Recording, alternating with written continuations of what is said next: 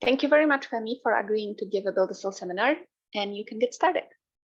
Yeah, thank you, Kate, and thank you everyone for coming over to join us today. And just want to start by saying thank you for inviting me to come along and give a presentation on the kind of work we do here in collaboration with some of our friends in the US, and to explore how this primarily basic research might fit into the aspect of synthetic cells, or that kind of build a cell concepts, which this seminar is built around. So we work on Serine Integrases, and Serine Integrases essentially are part of the Serine family of site-specific recombinases. And what these enzymes do is make precise double-strand break and cut DNA and rejoin them in a complete way. Now, by analogy, you can think about a well-known system. CRISPR-Cas, for example, will mediate double-strand break, and that's pretty much what it does, whereas site-specific recombinases will cut and rejoin DNA. They have many biological functions. For example, you could have a simple integration reaction where typically it could be your phage DNA trying to integrate itself into the genome of its bacterial host. So the recombinase will mediate a double-strand break on the two pieces of DNA to be recombined and catalyze an integration or joining reaction. Now, resulting in, significantly in the new recombining sites having what we call head-to-tail orientation, that is head-to-tail or direct repeat.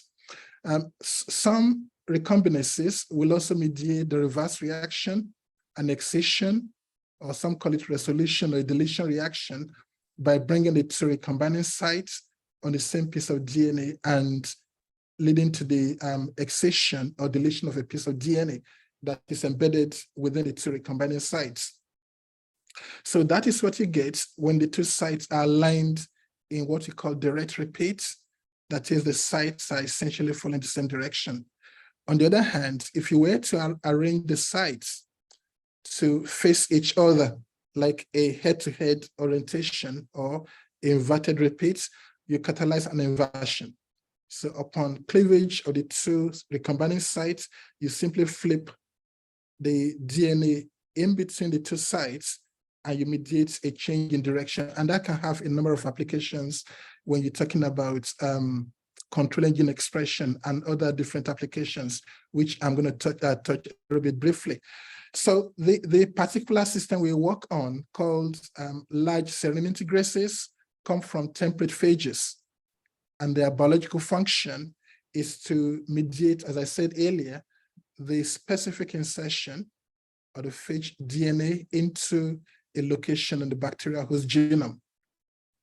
So you need two recombining sites called attachment sites on the phage, or ATP, and attachment sites on the bacterial host, or ATB. And the integrase, which is the enzyme encoded by the phage, mediates double-strand break, and you have the viral DNA, the viral genome, embedded within the bacterial genome. Now it's a prophage, and it's essentially a unidirectional reaction. It doesn't go both ways, unlike the tyrosine recombinases. The serine recombinases catalyze reaction in one way. It can go the other way around, again, mediated by the integrase, but you need a second protein, like a cofactor, called the recombination directionality factor, or the RDF.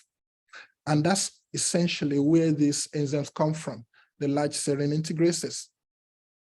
Now, integrases are highly conserved. If we were to look into the database, there are literally thousands of integrases. Yeah, you can find them quite easily because they have a well-conserved system, the catalytic domain, the N-terminal domain that mediates catalysis, and then you have the DNA binding domain. So you can search easily and find them. On the other hand, the recombination directionality factors, the RDFs, they are not that easy to find because they tend to be random proteins. There is no obvious synteny.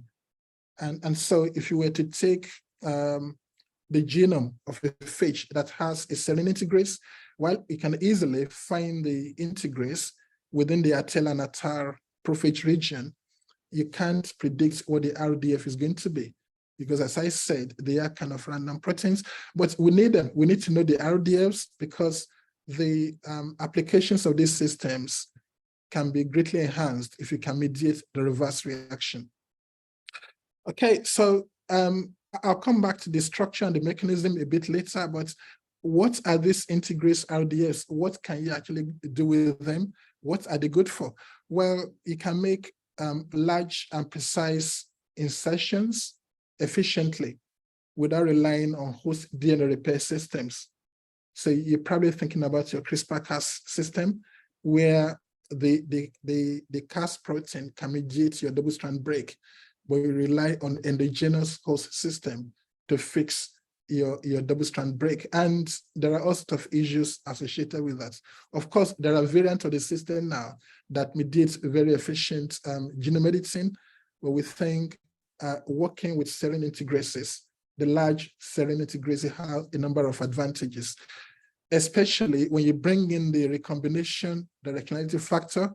It allows you to make very precise removal or replacing insertion. So you can set up a system.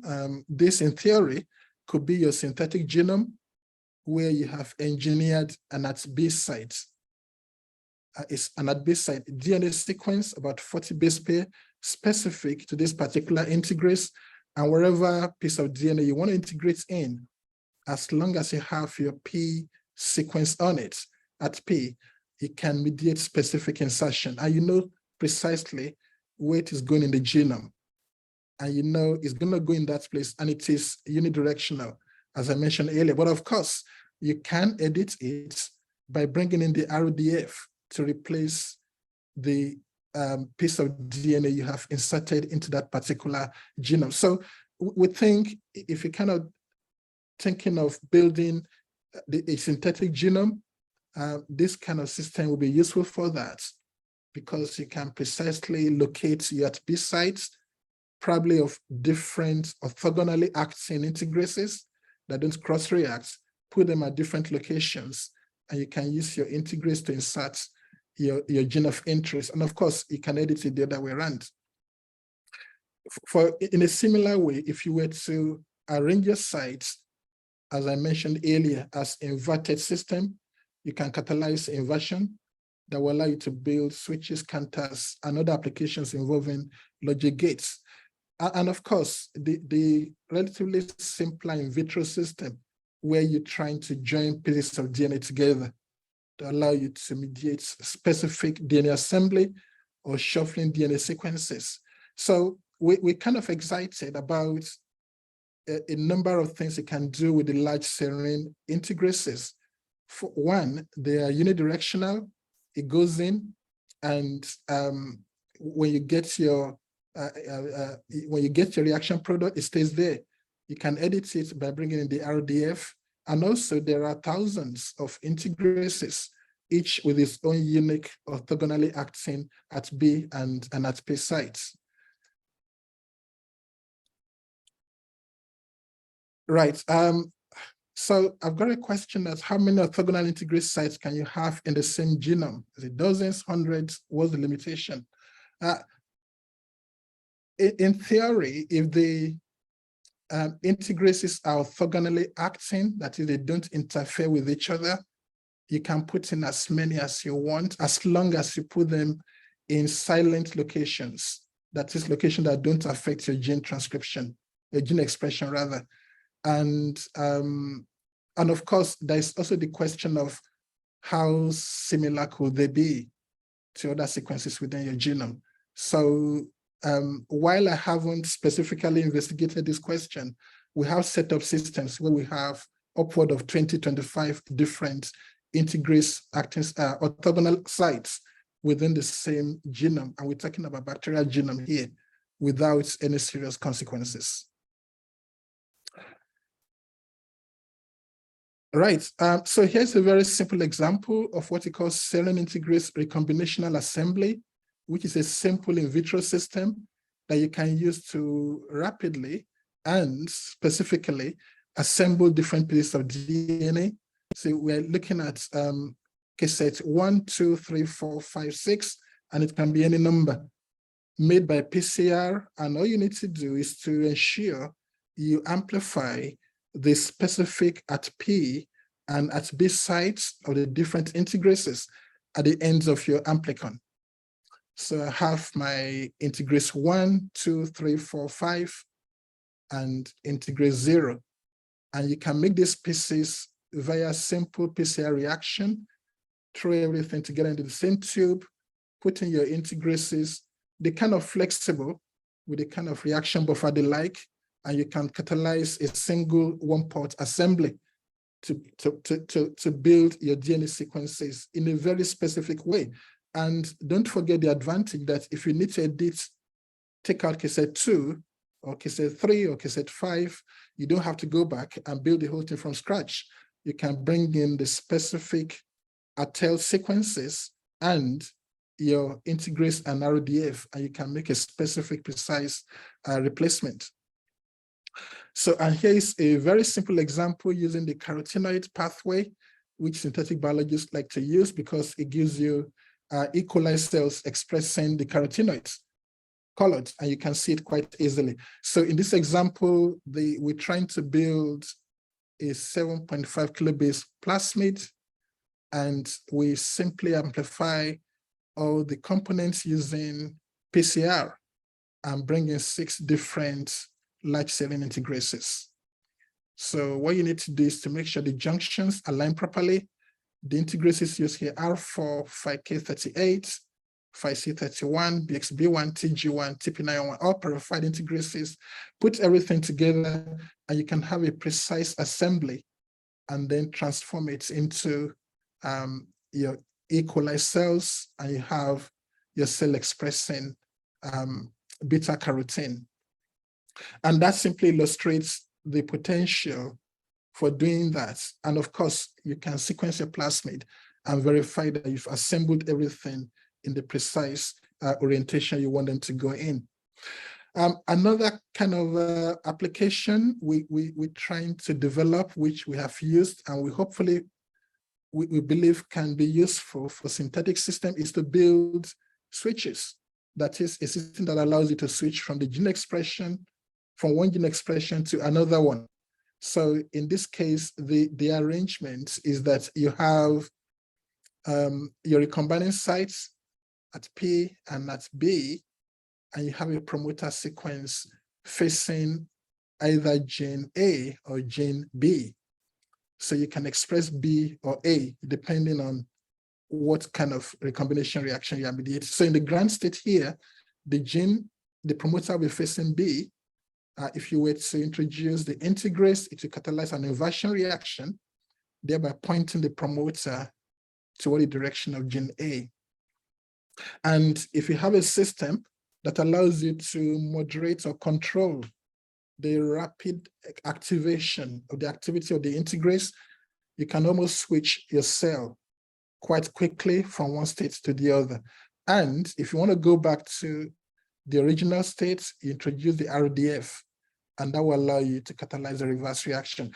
Just to mention as well, the RDF not only activates the AT-R by AT recombination, it also shuts down the AT-P by AT-B recombination.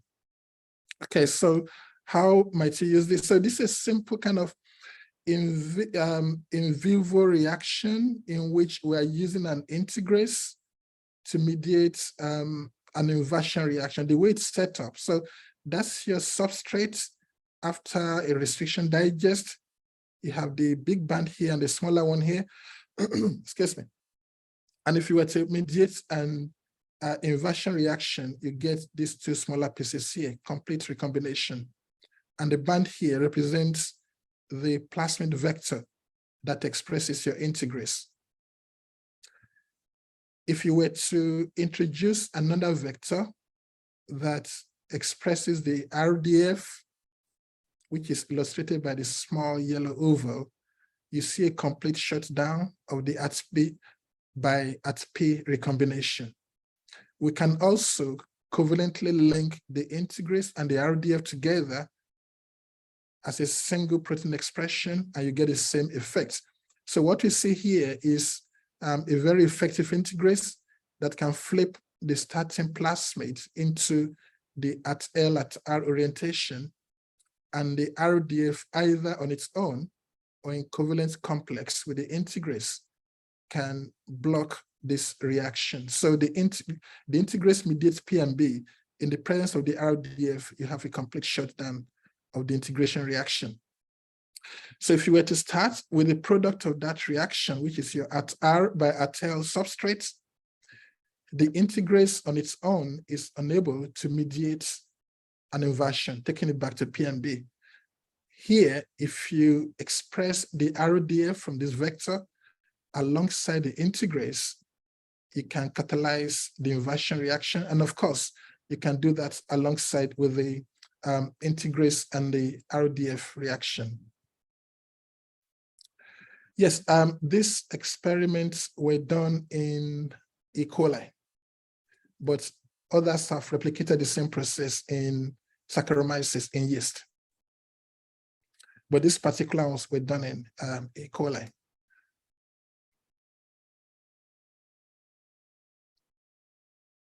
So are the integrase sites sensitive to DNA modifications? Could you possibly modulate the activity of the genetic switch by methylation or other modification? As far as we know from in vitro reactions, they are not, because we have made plasmid DNA from strains that will carry out methylation, and they don't seem to affect the activity of the integrase. It's a different matter if we're to try and express this in more complex eukaryotic system. Right, so that kind of illustrates, and as I said earlier, we have a variety of different types of integrases that can mediate this reaction. So a slightly kind of different variation of this is we set up a system where you have GFP gene on the left, and you have RFP, that's red fluorescent protein, and the green fluorescent protein. And the promoter in the ground state facing RFP that allows you to express red fluorescent protein because the promoter is directed toward that. If you express your integrase, you mediate P by B, turn it to R and L, and then the system can effectively start switching to the expression of GFP. And of course, you do have some systems in which the switch is not complete because the integrase, for one reason or the other, is not able to mediate complete recombination. So again, these experiments were done in the E. coli system, but that illustrates the potential of using integrases to build simple switches. Okay, so that leads me to the next part, which is how do the large serine integrases work? We all know that to be able to develop these systems into very effective tools, we need to fully understand the mechanism. What controls at P at B recombination? Why can't the integrase recombine at L by at R recombination? Why does it need the smaller protein, the RDF? How does the RDF work? How does the RDF block at P at B recombination? So these are some of the kind of basic questions we're trying to answer. And to do that, it's probably important to draw some kind of comparison between the small serine recombinases, like your resolvases and your invertases, and the large serine recombinases, the phage integrase that we work on, and some other transposases. So the catalytic domain in the N-terminal domain is essentially well conserved. It's pretty much the same thing. The difference is the DNA binding domain, which is rather small in the serine, in the small serine recombinases, because they impose directionality using a different mechanism, a topological filter mechanism that involves wrapping the DNA around in a specific way that involves additional accessory sites that are not involved in the actual recombination reaction. However, the recombination sites of the phage integrases are simpler, but the protein is more complex. the DNA binding domain is significantly larger, and we kind of look at them structurally as being two domains. The first DNA binding domain, or DBD1, and the second DNA binding domain that has a coil motif embedded within it. And we think this is where the RDF is interacting to impose this specific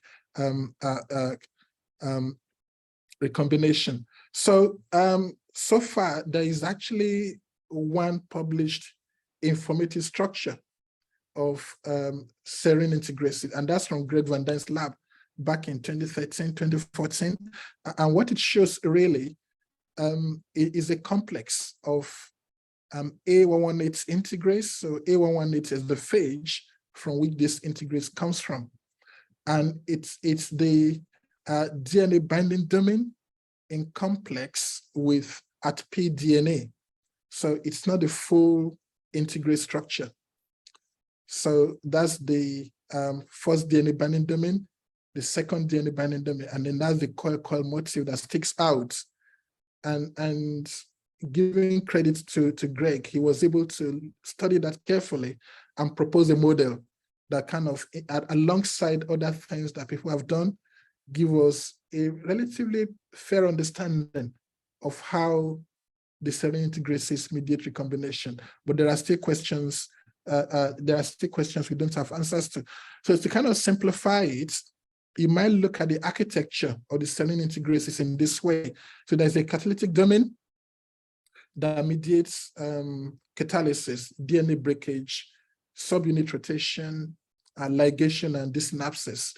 And then you have the DNA binding domain 1 and 2 that recognizes the DNA sequence, your ATP and ATB DNA, and then the coil motif, which we think it's imposing directionality on the mechanism of the enzyme.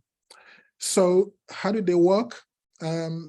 Essentially, what Greg did was to model the structure which he has, which is DNA binding domain 1 and 2, the coil, alongside with the catalytic domain from the serine resolvases, the smaller ones.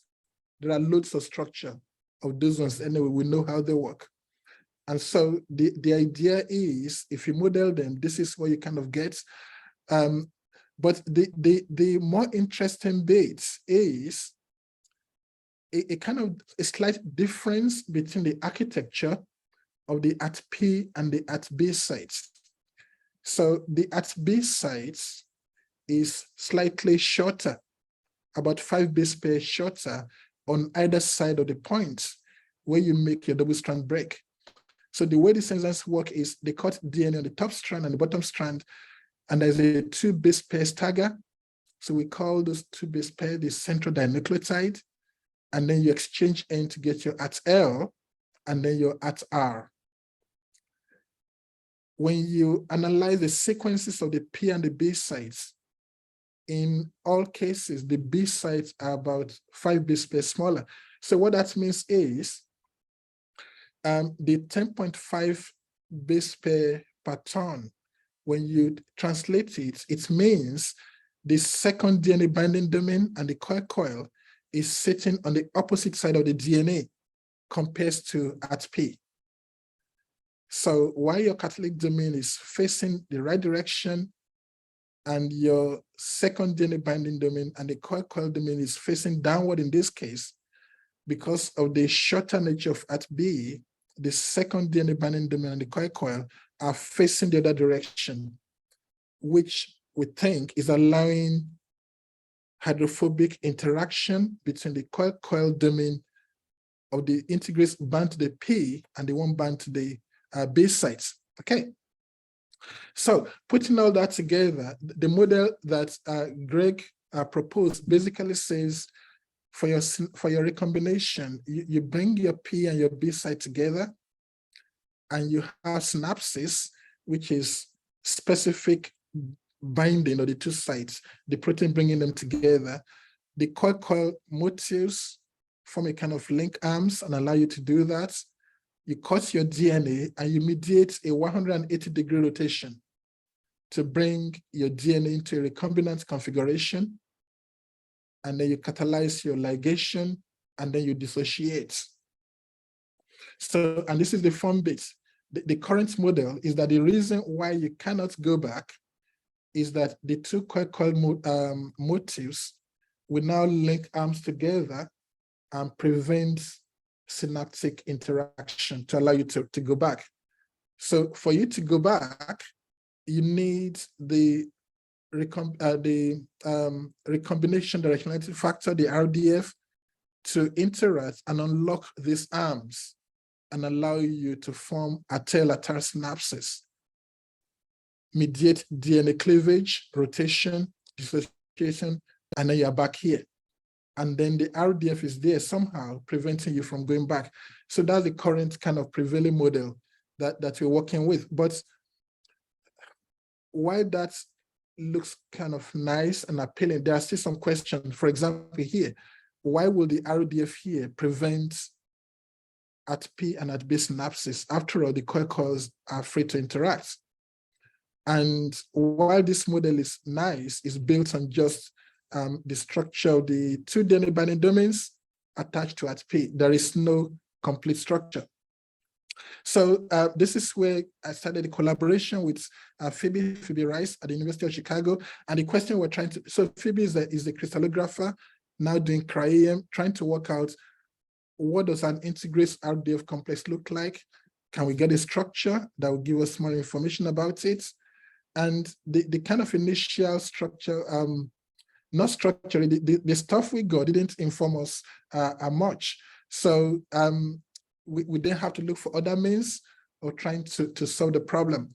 So about that time, the newer version of AlphaFold in 2020 became available, and that allowed us to carry out a more detailed modeling of the system that resulted in a grant application, funding arrangement from BBSRC here in the UK and the National Science Foundation in the US that allows us to be able to tackle the projects in a more productive way. Yeah, so crystallizing DNA protein complex is hard, but I think cryo-EM has given us a little bit more joy, more reason to be joyful recently. And I'll talk about that in the next few minutes. So Phoebe and I thought maybe the first place to start is to try and use AlphaFold to model the structure of the integrases, the RDF, and is it likely that we can actually find out how the two systems interact with each other?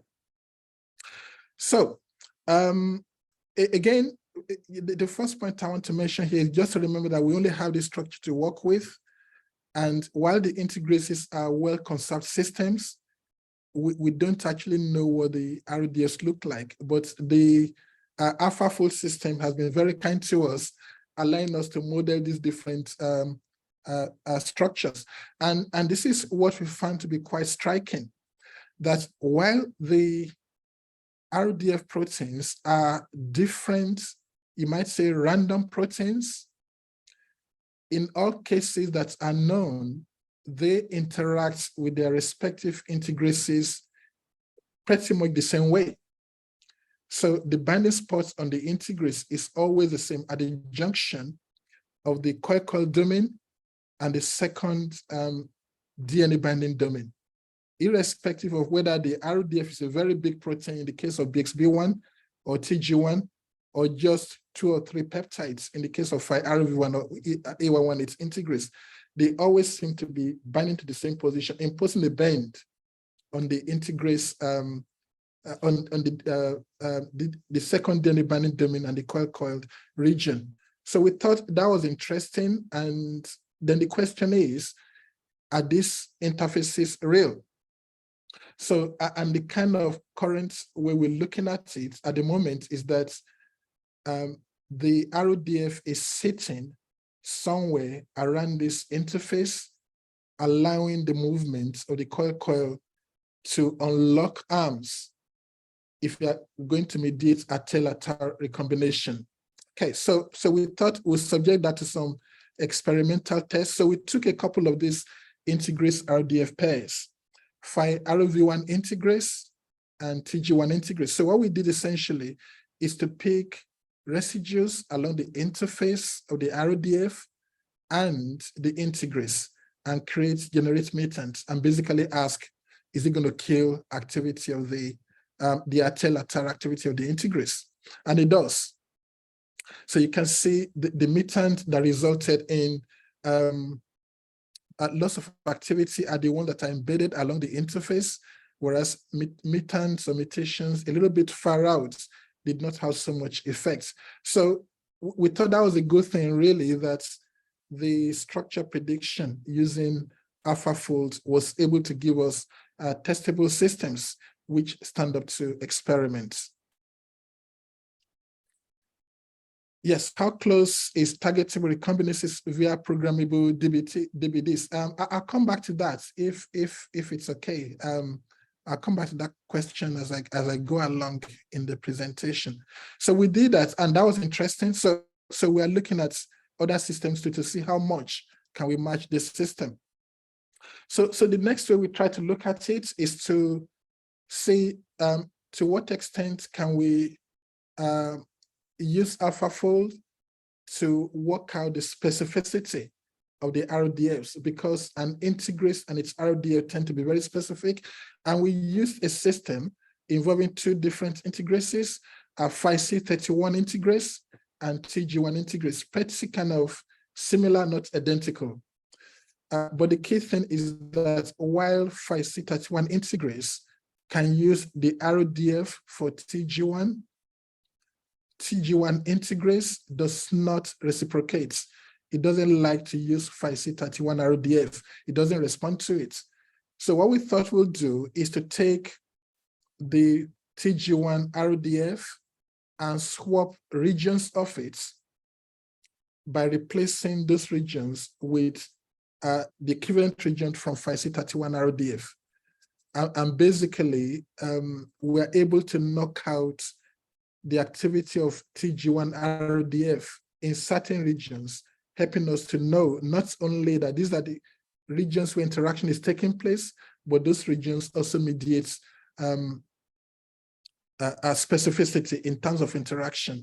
And if you map the mutants we found earlier, they also map to the same interface. So kind of confirm our thinking that interaction is along these interfaces, and those residues are not only responsible for activation, but the specificity between the integris and its RDF. Okay, so that still doesn't answer the question, why do we have so many random RDFs? Why don't the Serine Integrases use a specific type, a consult type of RDF, like the tyrosine integrases? So we don't know the answer, but what we found out is by looking at the structure. So the AlphaFold generated structure of TG1 RDF, when you search in the database, is actually very similar in structure to a single strand binding protein from another phage that does not have an integris. So we thought, could it be that the RDF was originally a single strand binding protein that the integris have kind of co-opted or hijacked and turned it into its RDF? So what we thought is that the simple way to answer this is to ask, does the RDF for TG1, has it got the ability to act as a single strand binding protein? And what this shows again is a similar distribution of charges along the interface that we think the integris is binding to. So we took the RDF protein and did band shift, or EMSA as some call it. And yes, it is indeed a single strand binding protein. So that single strand DNA just polled the T, and as you increase the concentration of the RDF, you can see a gradual shift, a complete binding of single strand DNA. In contrast, the protein does not bind double strand DNA, which kind of confirm what we suspect, that originally the RDF is a single strand binding protein that has been adapted by the integris and turned it into an RDF. What this experiment shows, without going into the the RDF is also sensitive to the presence of single-strand DNA in recombination reactions in vitro. So this is an at-R, at-A recombination. So what you need to know really here is that the top band here and the faster running one here are DNA that have not been recombined. And these two bands here correspond to the recombination product. So as you increase the concentration of single-strand DNA, you are knocking down the availability of the RDF protein to mediate at R by at L recombination. So it is a single-strand binding protein, and it does seem to use the same interface that it uses to bind single-strand DNA to also interact with the integrase. Now, you might say that, well, what you're doing here is you're basically shutting down the reaction by loading it with single-strand DNA. So this is the opposite reaction where you are recombining at P by at B. And normally, the RDF will inhibit the reaction. But as you increase the concentration of single-strand DNA, you are lifting that inhibition, and you can actually see more recombination products. So single-strand DNA blocks activation of at R by at L and relieves inhibition of at P by at B reaction. So that's the first evidence we have of what this RDF might be originally. Now, we also did a similar search on another integrase, the RDF for BXB1 integrase, we think originally is an editing exonuclease, and we're doing the experiment now to confirm if that really is the case. So the question then is, how do these integrases, how do they end up with all these random RDFs? How come they are using so many proteins? And the way we are looking at it is, if you imagine a situation where your prophage or prophages in a cell are kind of replicating and recombining with each other, you could undergo recombination and lose your original RDF and end up with an RDF that does not belong to you. So it doesn't work. So for the chimeric phage now to be able to integrate to infect a new host, you will have to learn how to use a new RDF, either by adapting your interface or by looking for a protein that matches your interface. That's the way we are looking at it anyway. And a virologist might kind of look at it and ask, how feasible is that? Now, going back to the question of structure, we actually now have preliminary structural information of a complete integrase protein with the RDF with ATEL and ATAR under recombination condition, cryo-EM structure from Phoebe's lab. And what this structure illustrates essentially is very similar to what Greg modeled in his system based on that partial structure. So we have the catalytic domain, the tetramer interacting here. You have the coil talking to each other, and you have the RDF sitting at the interface of the coil and the DNA binding domain, the second DNA binding domain. So that's new structure coming from Phoebe's lab, and essentially helping us move a little bit forward in understanding the modularity of this system. Someone asked a question about how close are we in generating bespoke or hybrid integrases. We need to understand the structures properly. We need to see how these things work to understand which parts of the integrase is talking to which part of the sites for us to be able to build such a system. Now, if you are to use an easy to navigate system, so that's basically what we have. And again, just to mention that this will be the first complete structure of a serine recombinase that is not a mutant. And the RDF, the yellow bit in this case, is covalently attached to the integrase. So the two are expressed together as a fusion protein using a very small linker.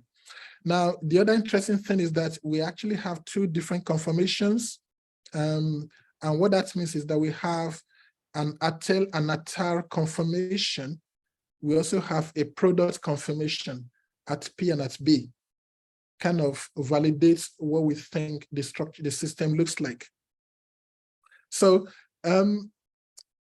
we've got the structures, we're still trying to fine-tune them, doing some biochemistry to see, understand how it works. It's very clear that to build a comprehensive mechanism, we are going to need more structures, different conformational states that will allow us to tie the whole thing together. And hopefully, when we get to that point, our work, hopefully, will be more useful to building synthetic systems. So again, going back to an earlier question about how close are we in building a synthetic system, we have actually started looking at that. And the way we've done it is kind of similar to what Michel Carlos did back in the probably 10 years ago or so, where we are taking two different integrases and taking the catalytic domain of one and swap it into the other and generate a hybrid recombination site.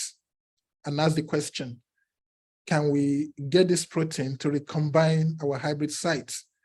And for that to work, the prediction is that the hybrid integrase will recombine this site, and the hybrid integrase will not act upon the wild-type sequences of the original integrases, and the hybrid integrase will be regulated by the RODF of the integrase donating the DBD2 and the coil domain. Okay, and essentially that's what the result shows, that our hybrid integrase can catalyze recombination reactions. So that's the integrase. These are in vitro reactions anyway, purified proteins. So the integrase can recombine the hybrid sites we built, and it doesn't act on the wild type sites. But significantly, it responds to the RODF of the integrase donating the second DNA binding domain and the coil domain, meaning that it's still behaving like a proper integrase. It's not a completely reckless system that cannot be regulated.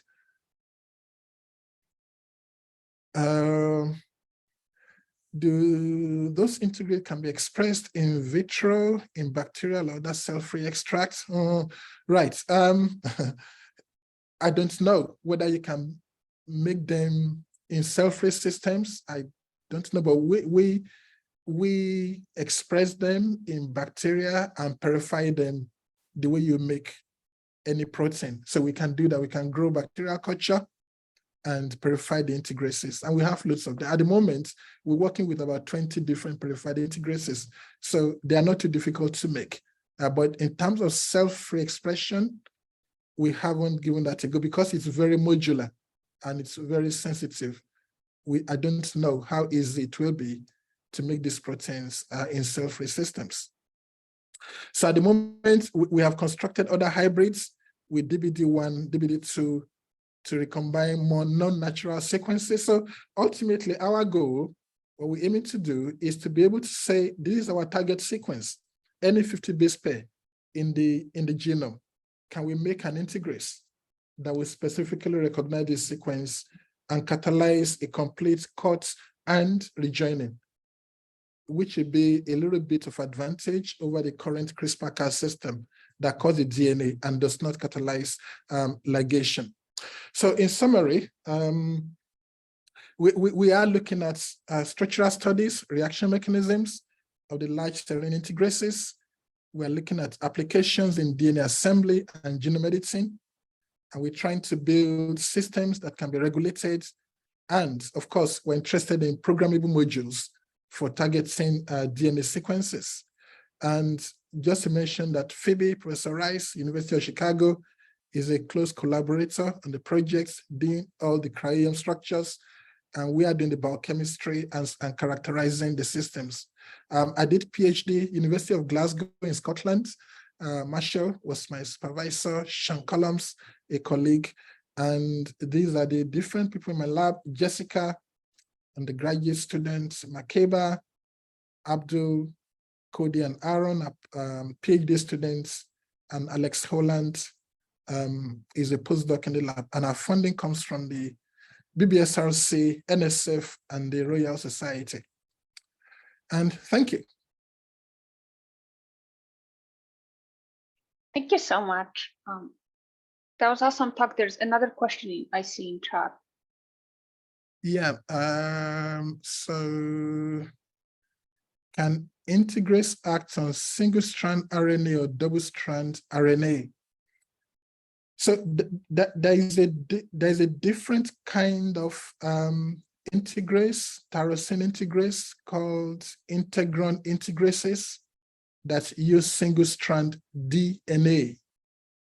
But as far as we know, this kind of integrases act on double-strand DNA, double-stranded DNA. The permanence of post-recombination scars ataratel can somehow interfere with the functionality of the assembled DNA final sequence. That is a possibility because at P is 50 base pair, at B is about 40 base pair.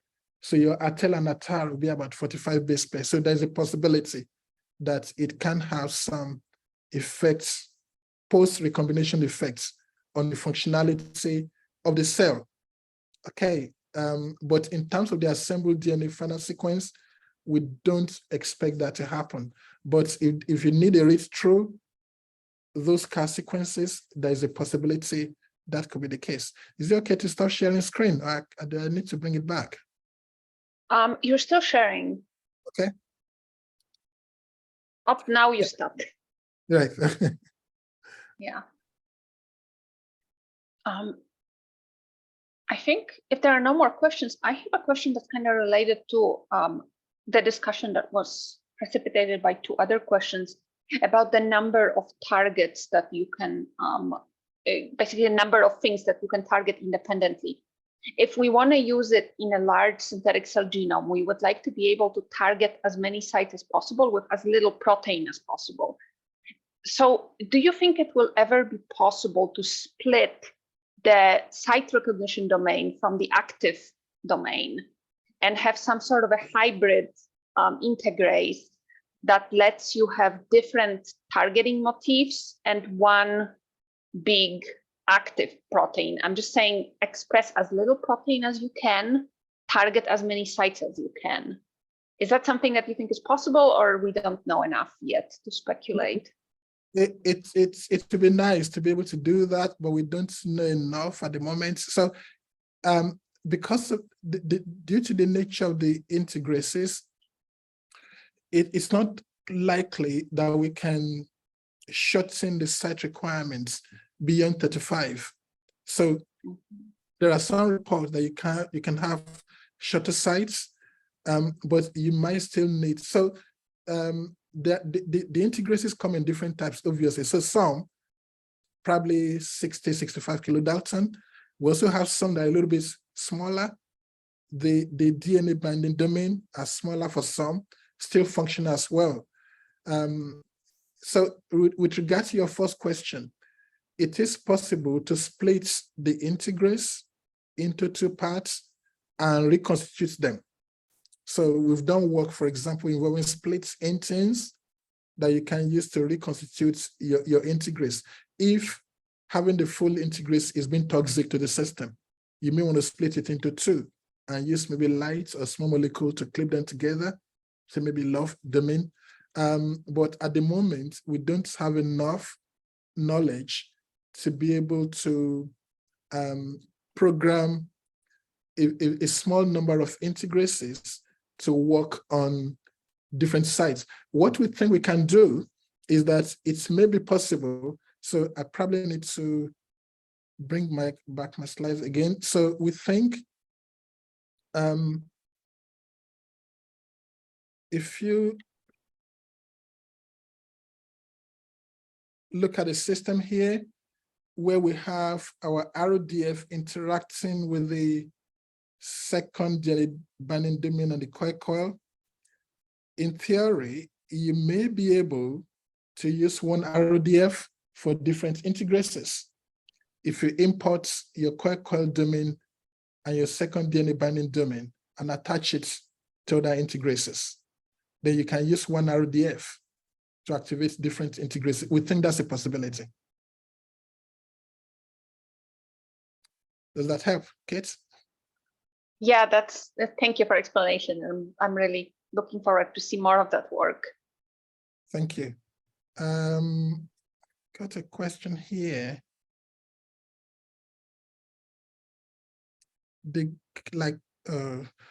Guide RNA targeted integrases for multiplex integration screen. Yes, so there are some groups working on something similar to that, where you are attaching the Cas protein to the full integrase, and then using guide RNA to target it to the particular place where you want to go.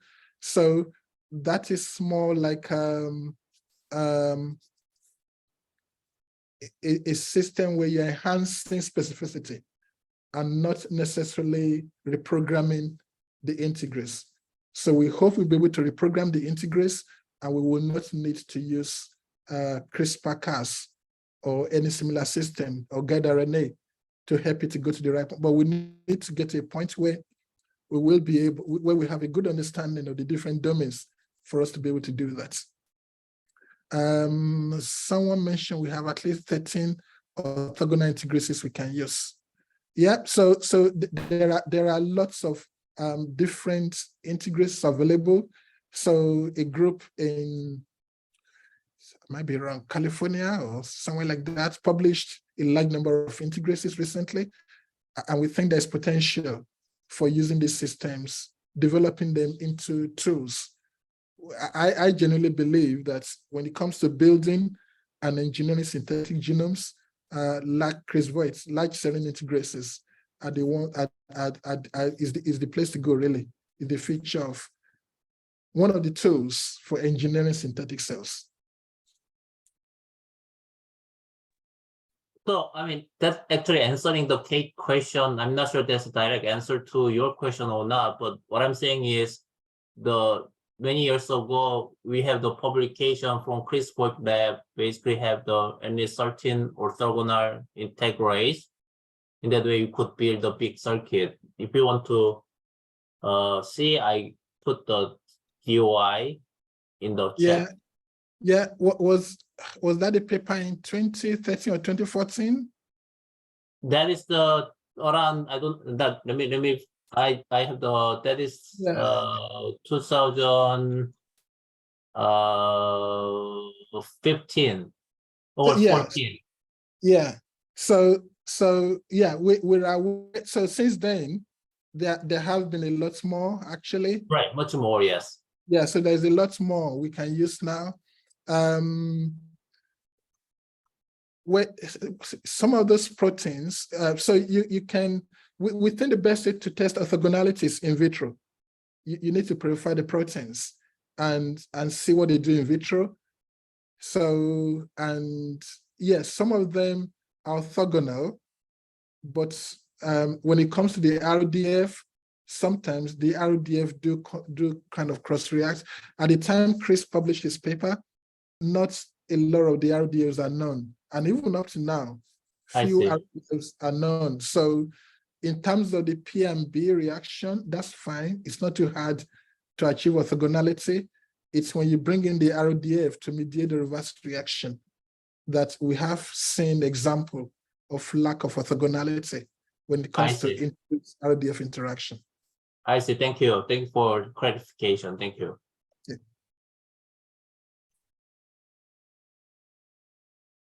Yeah.